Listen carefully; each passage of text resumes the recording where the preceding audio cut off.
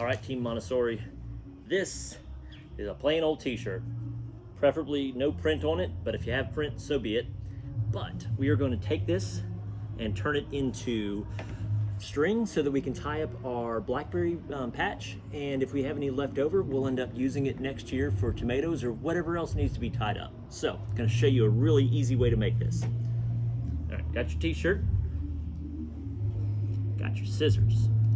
First thing I do is I lay it out flat like I might start folding it.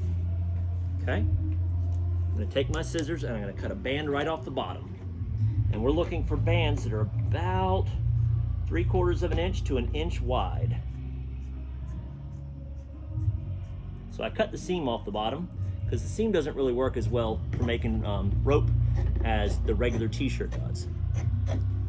So that's cut off. Now I'm going to cut this 1-inch band on the bottom, and I'll show you what that looks like in just a second.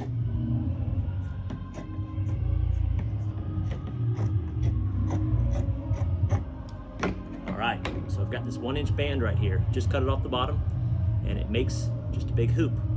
Put it between my thumbs, and I pull and I stretch, and now it's bigger than it was. Makes this big long tie. You cut it, and all of a sudden you've got rope. And this stuff is awesome. So it stretches a little bit. We can use it to tie up our blackberries to the fence. We can use it to tie our tomatoes and peppers up to the trellis. It's awesome stuff, and it's a great way to recycle your old t-shirts so that, you know, they don't get thrown away. So, next step. All right, Montessori team. So we've made our rope. We saw how to do that. Now time is to actually use this stuff. So over here on our food fence, we've got these blackberries that have been growing, and we want to train them to actually follow the fence line. So two things here. When the blackberry is young, the branches are kind of tender. As they start to get older, they get woody. So we have to be somewhat gentle with them because we'll find ourselves breaking them. So kind of take it and move it up. And if you feel it start to snap or you feel too much give, maybe that's not the best one to move that way. But I see this one right here, and I want it to kind of branch out because I want to fill in this whole space in here. So I'm going to branch it out this way. So I know that I want it along this side of my fence.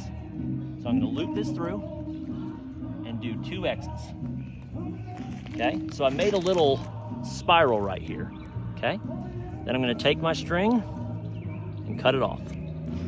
That spiral right there gives us a little buffer between the metal fence and the actual vine. So I'm going to bring this vine up, bring it right over here, and I'm going to tie a new loose knot so that there's flexibility. So when the wind blows or it keeps growing, it can flex around. Okay, so we've got our knot here, we've got our spirals right here, and we have room for this to move around.